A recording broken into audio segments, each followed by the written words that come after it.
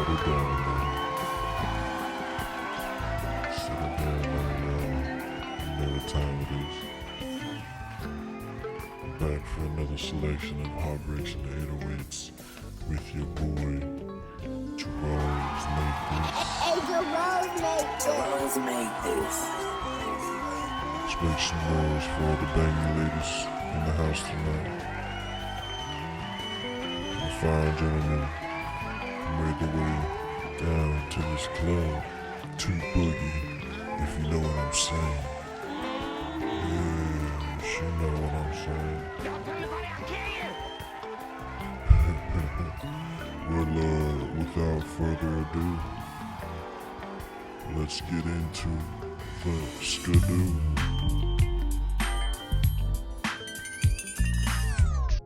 Alright guys, let's get into it. First things first, let me run it back so you guys get an idea of what we're working with.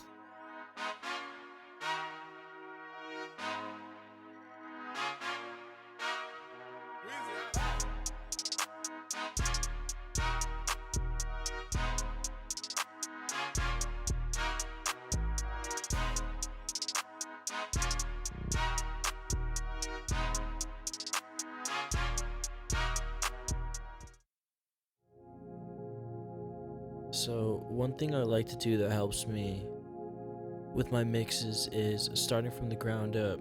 Here I have all the tracks untriggered and muted, besides the 808, which I'll treat as my foundation for this track. For this situation, we'll treat it as if we just dragged an 808 sample into our simpler. First, we're going to adjust our release located in the right bottom hand corner of the simpler clip. Next, to avoid bleeding our 808 sample, we're going to change the voicing in our sample clip to one voicing. That way, whenever our 808 rolls are hitting, the sample re-triggers each time, making sure no bleed occurs. I'm also going to check our meters in session view. I want to see what we're hitting at. Looks like our 808's coming in a little hot. So let's turn down that clip gain. We're aiming for negative 10 dB headroom. That's close enough, sounds a lot better. Next, let's grab an EQ and clean up that 808. You can use any EQ of choice, my favorite being Pro Q3. The human ear can't hear much below 25 Hz. So let's do a super low cut and remove any super muddiness in the mix. I want to go with a steeper curve for this particular 808.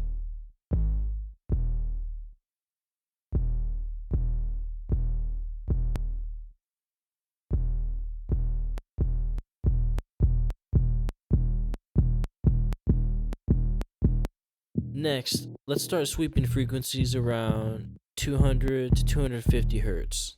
Things can get very muddy in this range, especially on a sub and on a big speaker setup in a big room.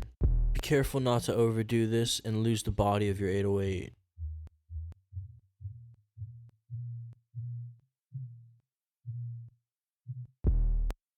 I'm searching for where it sounds like the 808's underwater, so we can remove any unwanted frequencies.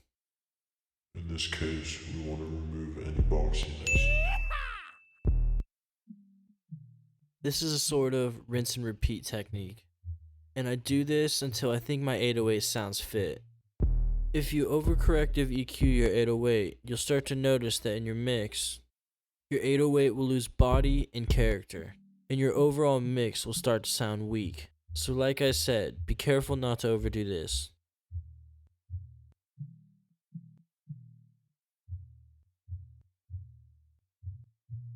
Here I started to feel like I was doing too much to my 808, so I got rid of my third band and left my 808 to how I correctively EQ'd it before. As you can see below my chain, I'm A-Bing my Pro Q with the device activator button to hear what I've done in the mix constantly, and to make sure my mixing decisions are helping my overall mix. Next I want to add some saturation. This will help the 808 stand out in the mix, especially on small speakers and iPhones. You can get the same effect using Ableton's stock saturator. Take into account that everything we're doing here is mixing to the foundation of our 808, but eventually we need to mix our 808 to the whole mix to make sure everything we're doing sounds great in context. Using FabFilter Saturn, I'm going to make a band around 850 Hz. We're going to solo that out in the mix to hear what we're saturating. We're going to take that top band and we're going to move that to around 8K. We're going to test it out with a gentle saturation.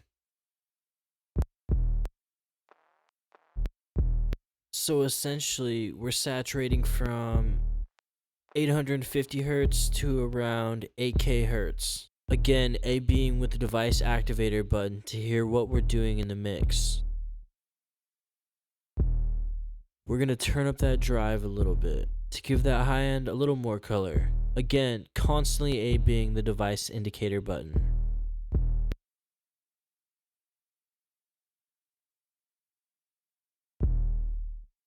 Next, I want to throw on an Ozone imager to check the width of our 808 and make sure for the most part the bulk of our 808 is staying in mono.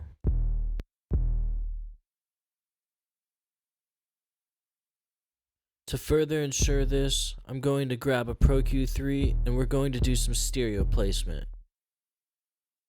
When setting up a band, we're going to set our placement to side.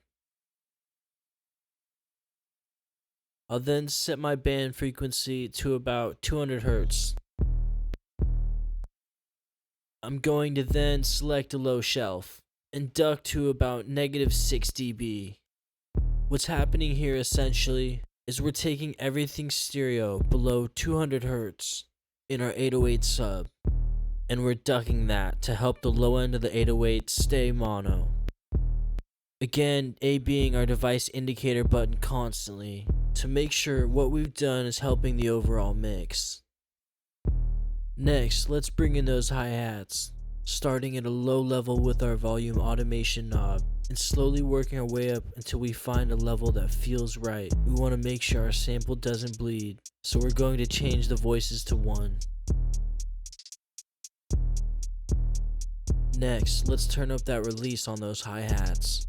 I want the whole hi-hat sample to play. If you haven't by now, stop this video and go find a reference track that you enjoy and that you would like to reference for your own mix. You should always mix to a reference. Find a song that you love and that you want to aim for your own song to sound like. I also like to turn my reference track to -10 dB. And as you can see here, I'm setting my reference to external out. That way, by the time I'm done mixing my track, if I have anything on my master when I'm bouncing back to my reference track, it won't be affected. Let's play our reference track and see where we're hitting on the scales.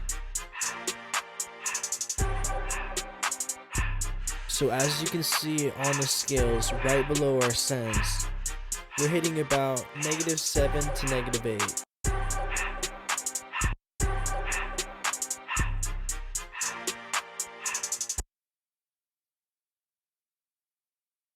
Let's try and get a little closer to -10.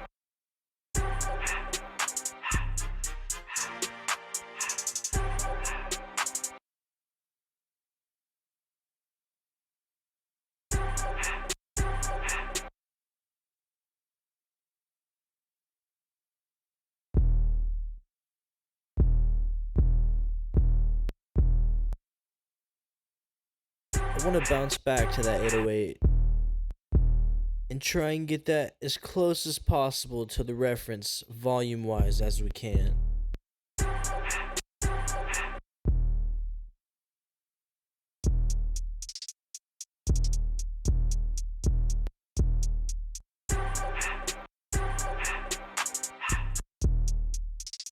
So here I'm bouncing back and forth from the reference and from the original, trying to match my percussion and my hi-hats as similar as I can to their mix in terms of loudness and tone.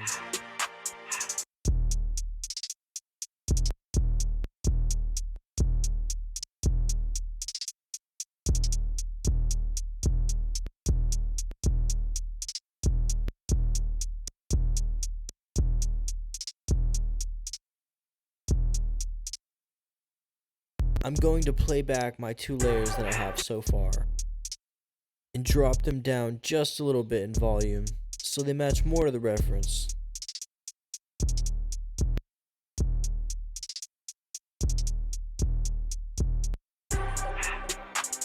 So let's check that meter. It looks like they're hitting at about -8.7. And going back to our current layers, it looks like we're hitting at about -8.4, which is fine for now.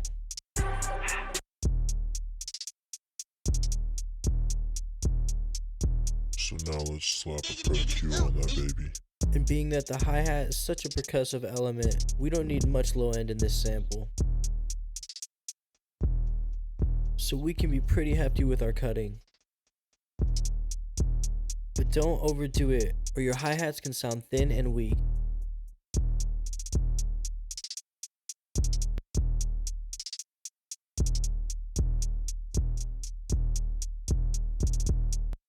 Next, we'll A and B our corrective EQ to make sure the mixing techniques we've applied this far are making our overall mix sound better.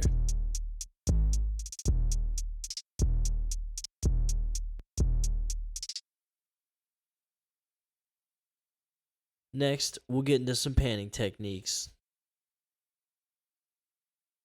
I'm going to play back either a 4 or an 8 bar loop of my hats and listen to where I think would sound fit for panning. Make sure to focus on 4 to 8 bar loops. Hip hop is all about repetition. If you lose sight of your loop count, then your patterns aren't going to make sense.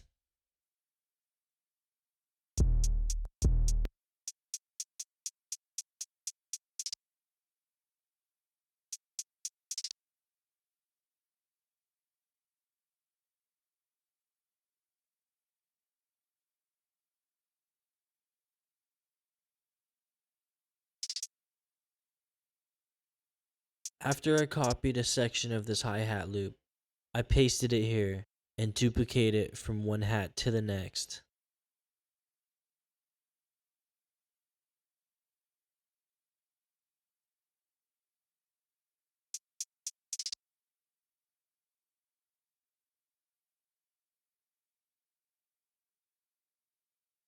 Going farther in either direction.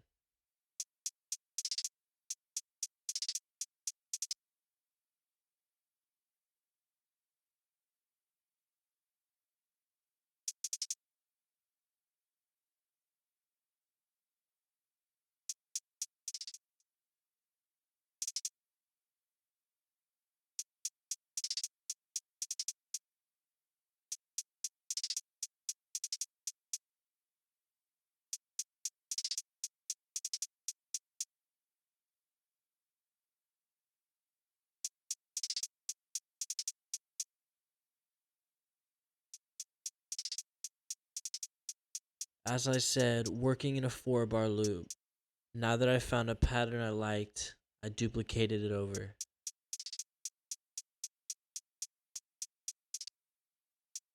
But now, for the B section of my hi-hats, I'm going to pan everything in the opposite direction to give an A and B contrast in each section of my hi-hat panning.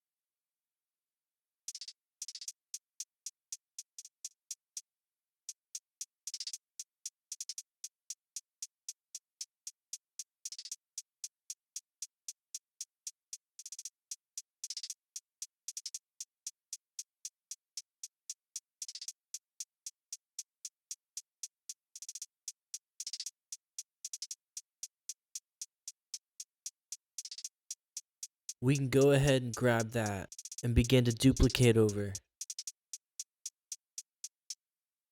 Now we can begin to play back to make sure our panning is coherent and sounds good.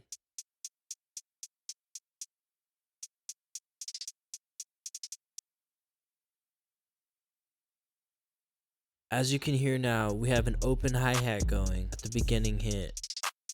And as far as the OpenHat, I just took the same Pro Q that I had on my hi-hat chain and duplicated that over onto my OpenHat. So now let's utilize some sidechain compression on the hi-hats to give the hats some overall swing. I brought the clap in so we could use it right now as a reference to duck as a sidechain to our hats. So what's happening here is we're using the clap as a trigger to sidechain the hat and essentially duck the hat in volume. It helps give the clap a more upfront feel in the mix. As you can see in the bottom right of the compressor, it lets us know how much gain reduction we're doing. In this case, I'm doing about -2 dB, which is a very light amount, but can add some nice bounce to my rhythm.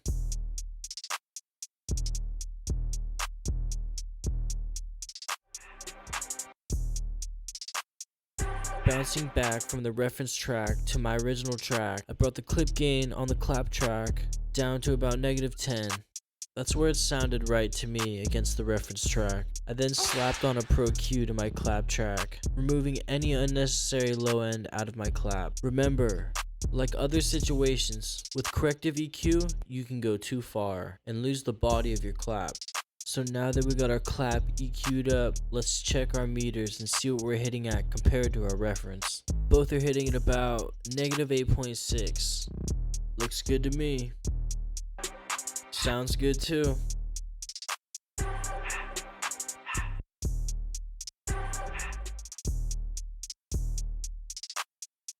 Popping over to that ghost snare, let's get this in the mix. First things first, right off the bat, it's way too loud. So let's go to that clip and adjust the volume.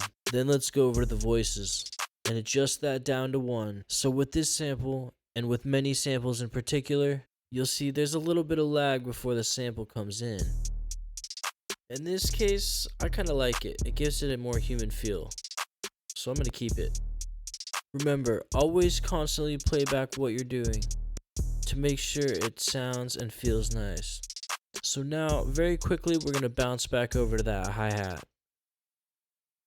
And just like we did with the clap, we're going to do with our ghost snare as a trigger to sidechain to the hats as well. Again, playing back everything we did to make sure everything we're doing sounds corrective.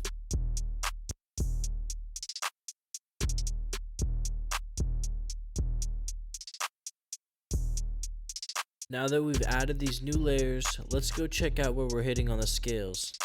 We're still about 0.1 away from the reference. So I'm gonna grab all the layers we've added in this far and turn them down about 0.1 decimal, maybe even a little more.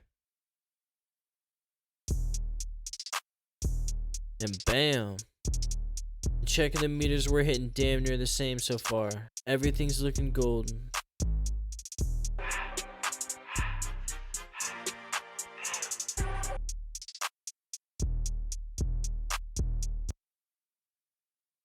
Now we're gonna go down to the vocal hit. And just like everything else we've been doing, start from a low level and slowly bring it in. Sounds good. Next, let's throw some Corrective EQ on this.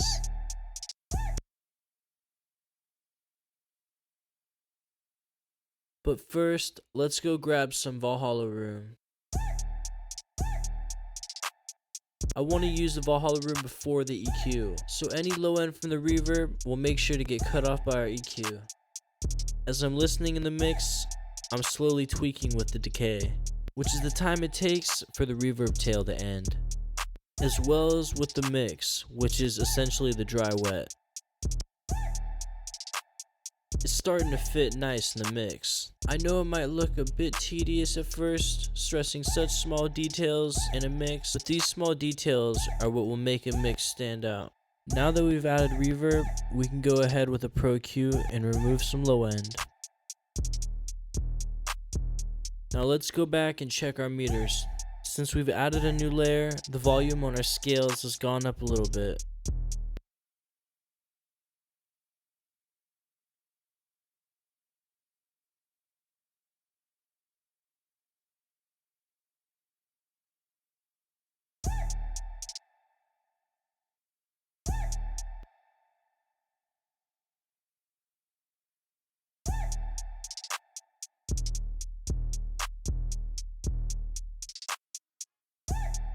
Let's bring everything down just a little bit. Closer. Now we're sitting at negative 8.5 and they're sitting at negative 8.7. I'm still going to bring everything down just a little bit. That should be good.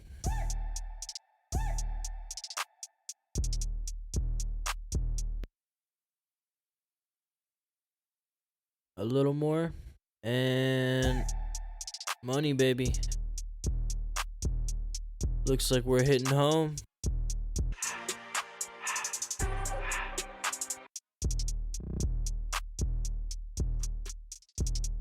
That clap's sounding a little dry. Let's throw some Valhalla room on that and adjust that mix down. I want to mess with that decay and with that mix so we can give that clap some personality. So it sounds kind of like it was in a booth or maybe a room.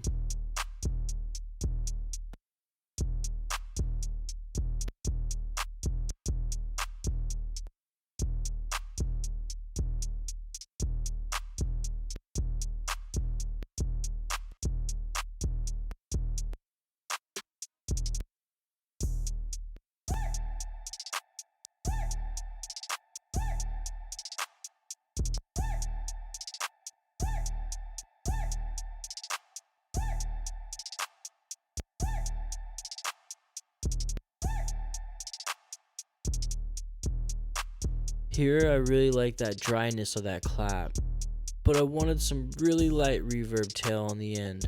So after some slight fiddling, I got something I liked.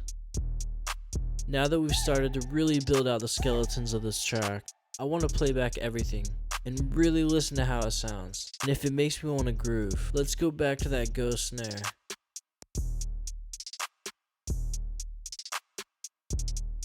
And let's throw on a Pro EQ. Let's remove any low end out of the snare that could be fighting with the 808, but not any low end body that we could want that could give the snare some character. I'm cutting around 150 Hz here, which is still a lot.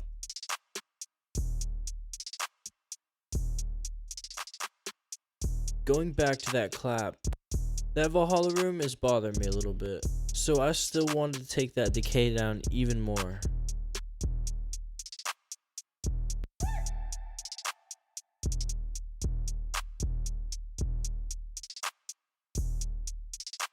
Let's grab another room and throw that on the ghost snare to give that some flavor as well.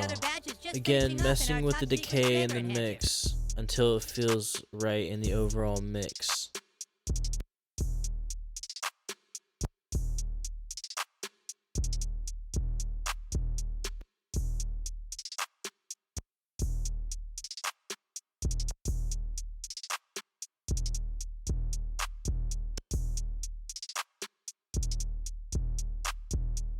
Now that everything is sounding pretty solid, I'm going to go over and select all my drums, being hi-hat, OpenHat, snare, and clap, and group them.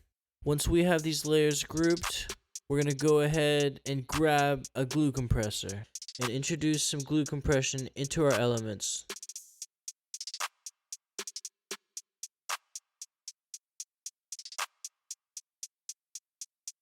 We're going to adjust the threshold until we start to see that needle dance. That means we're getting some compression. Under 5 is pretty light. But remember, when adjusting threshold, if you don't compensate with makeup gain, you're not getting an accurate reading of your compression. You want to be able to A/B your compressor and not hear any volume change.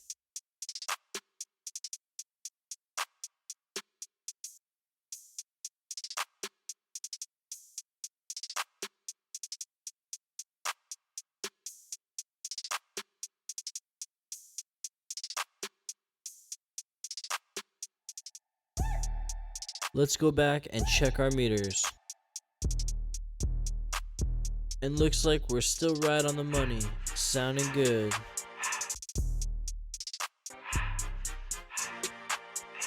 And finally, here comes the fun part. I always like to reference this as peeling back the layers on the candy. Kinda like when you get that nice chocolate and you slowly unwrap the layers. You start with the outer fold of the candy wrap, slowly peeling back the layers. In this case, turning up your sample volume until you can see the chocolate more and more.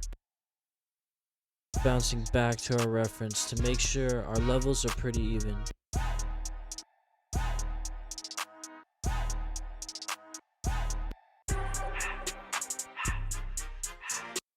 And now our chocolate is on the table, ready to eat. Now that we've got our main melody nice and volume leveled out, let's grab a Pro Q3 and start to EQ. Let's make a low cut around 150 Hz and remove some of that unwanted low end from our sample. So the low end of our sample and the low end of our 808 aren't clashing. As you can see, I have the headphones selected on the Pro Q. This way I can hear exactly what frequencies I'm removing. Again, constantly A-Bing with our reference to make sure our mix is sounding somewhat close to the reference. Let's go to that drum group we created earlier. Let's grab an SSL, or you can use any other type of corrective EQ. Essentially, what we're going to be doing here is boosting the high end. If you see the two red knobs, the one on the right is resting at about 8, which means 8K or 8,000 Hz, where we're boosting about 1 or 2. As well as on the green knobs, around 3 to 4K, we're boosting about 0.1 to 0.2, very light, and we're constantly A-Bing the SSL to make sure what we've done sounds nice. After going and A-Bing their mix to ours, I decided that our hi-hats are too loud, so I wanted to turn our hats down just a little bit.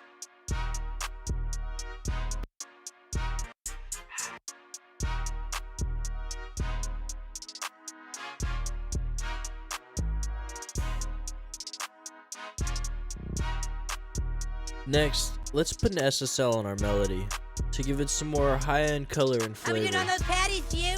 About 3 minutes, that I'm sweeping through the frequencies and adjusting the boost until I find a sound that I like. Again, making a point to always A and B what I'm doing. So once again, I'm gonna go to my device activator button, turning it on and off, making sure what I'm doing is sounding good, as well as flipping back to my reference in between. I've gone ahead and grouped everything, so now let's go ahead to the master group and let's grab a BusterSE free analog bus compressor from Analog Obsessions. This is a free plugin and I recommend everyone go download this. You can get some great compression going on your drum bus or your master group. Let's start to tweak that threshold until we get some activity on our needle.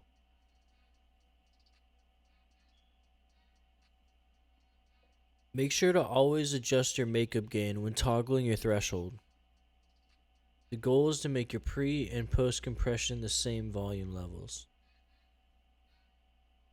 Now what we're going to do is go and set a new return up, and with this return we're going to be utilizing some parallel compression techniques. Here I'm using FETISH, which is a free 1176 from Analog Obsessions that I recommend you all go grab. Another great free tool. Analog Obsessions makes a lot of great free emulation hardware. Go check them out. As you can see here, we're setting our master group to our parallel compression return and soloing our return to listen. We just want to get enough signal so we can start to compress.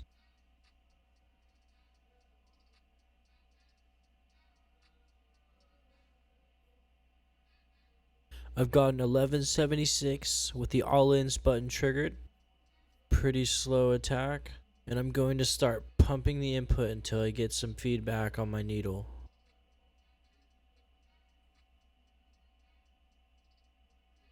And remember again to adjust your output so your pre-compression and post-compression are the same volume.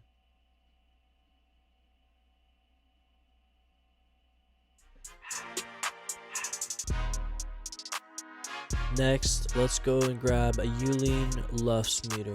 This plugin is free and I recommend everyone grab it. This way you can read and figure out how loud your song is, compared to your favorite songs, and attempt to make your song equal. Going back to the 808, I wanted to see how much we're cutting, and really listen in and see if there's any muddiness in my mix.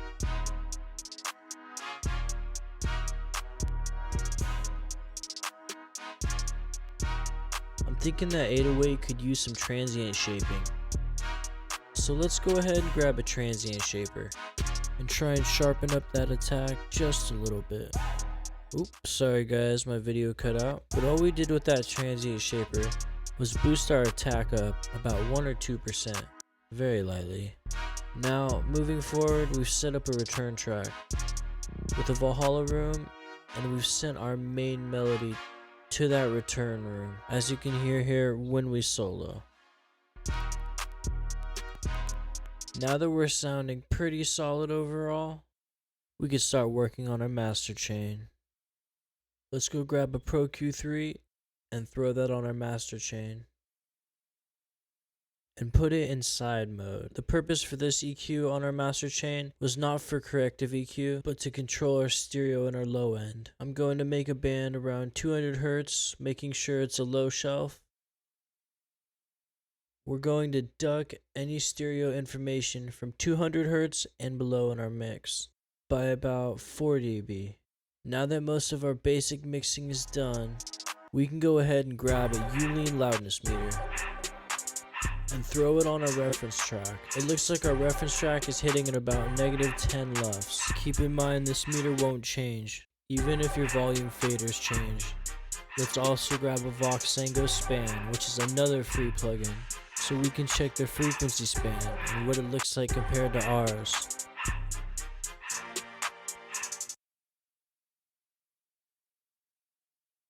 Let's throw a Youlean loudness meter on our track and see what we're hitting at.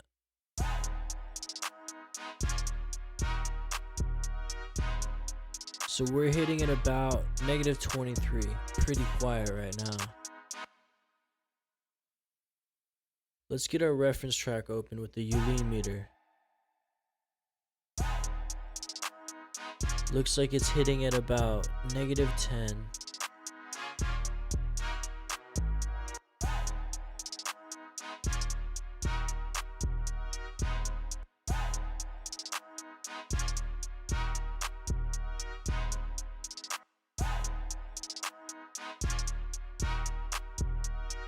Now let's pull up their span and pop back and forth from theirs and ours.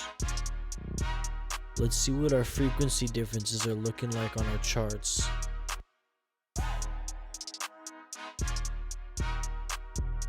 As you can see here, they have a much stronger presence in 8K.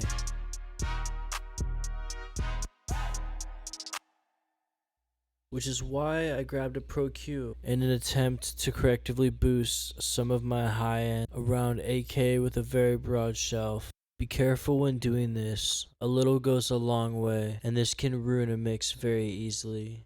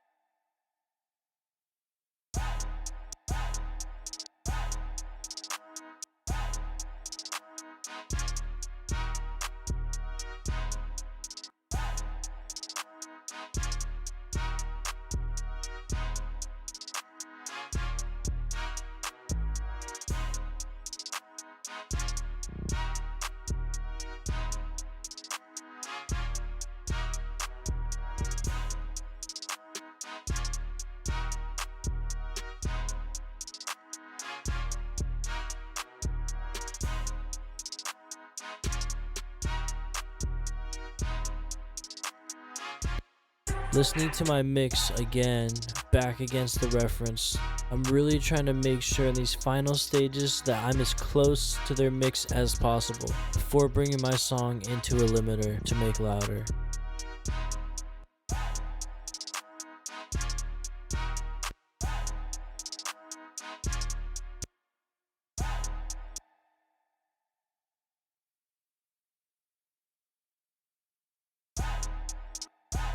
I decided to bring down my 808 and my hat just a little bit in volume.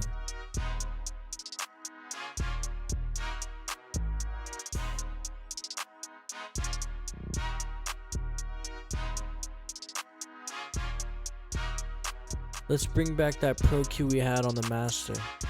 Let's make another band around 600 and let's boost just a little bit with a pretty wide Q again.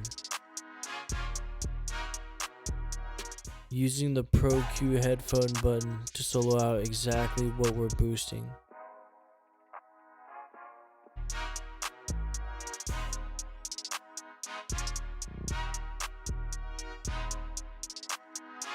Now, after finishing all of our final mixing touches and making sure we had a nice amount of headroom, let's go ahead and slap on a Pro L2.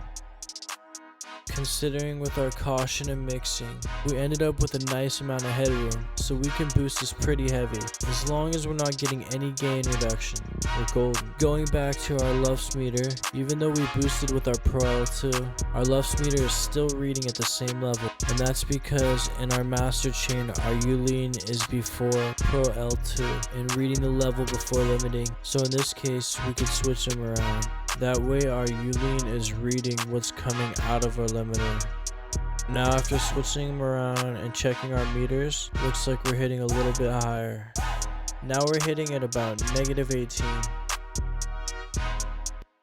Checking our scale in the right bottom hand corner of our master chain, looks like we still have about -3 dB of headroom.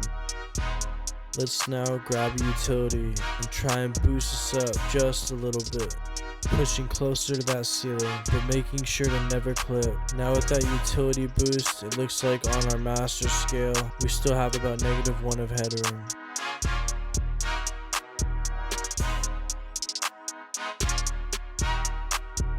Let's slap on that final Pro L2 and get that final push.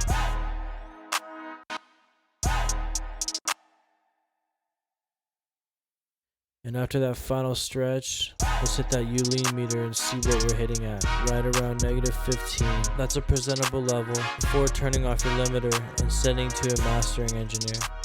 I might push this second limiter up just a little bit.